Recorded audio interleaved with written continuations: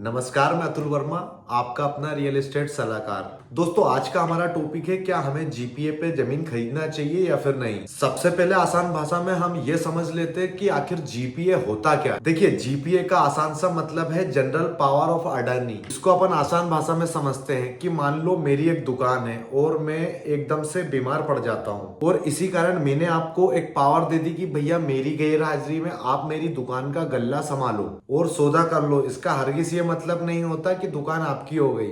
मालिकाना हक ओनरशिप तभी बदलती है जब सेल डीड यानी कि रजिस्ट्री होती है। दोस्तों, लोग अक्सर टैक्स बचाने के चक्कर में जीपीए करवा लेते हैं, लेकिन ध्यान रखिए कानून की नजर में आप अभी भी उस जमीन के मालिक नहीं बने हैं। साल 2011 में हमारे देश की सबसे बड़ी अदालत सुप्रीम कोर्ट ने साफ साफ कह दिया था कि जीपीए से मालिकाना हक ट्रांसफर नहीं होता। इसका मतलब कल से कोई विवाद हुआ और अगर आप कोर्ट गए तो जज साहब आपको सीधा कह देंगे कि भैया आपके पास तो जमीन की रजिस्ट्री नहीं है, तो फिर आप मालिक कैसे हुए। 40-45 लाख रुपए दे दिए और कोर्ट कहे कि भैया आपका तो कोई हक ही नहीं है, तो फिर आपको कैसा लगेगा। और एक बात, अगर असली मालिक की मौत हो जाती है किसी कारणवश तो जीपीए की भी एक एक्सपायरी डेट होती है। पता है कब तक? जब तक वो बंदा जीवित है, मतलब जिसने आपको पावर दी है। सपोज अगर असली मालिक की मृत्यु हो गई तो जीपीए उसी टाइम उसी सेकंड खत्म हो जाती है। उसके बाद उसके बेटे या बेटियां आकर कह सकते हैं कि ये जमीन तो हमारे बाप की थी, अब वो नहीं रहे तो ये जमीन तो अब हमारी है।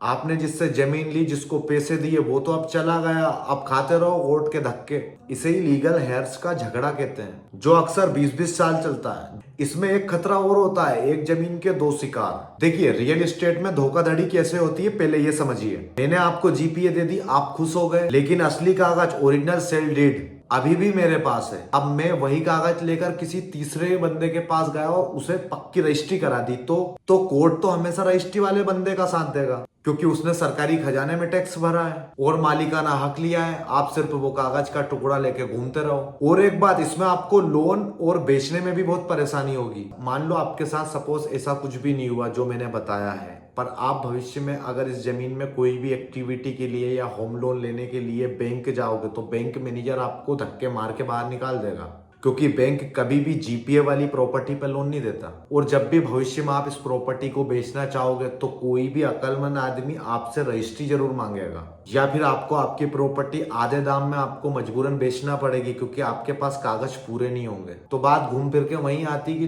जो पैसा आपने स्टार्टिंग में खरीदते टाइम बचाया था वही आपको बेचते टाइम 10 गुना नुकसान होगा।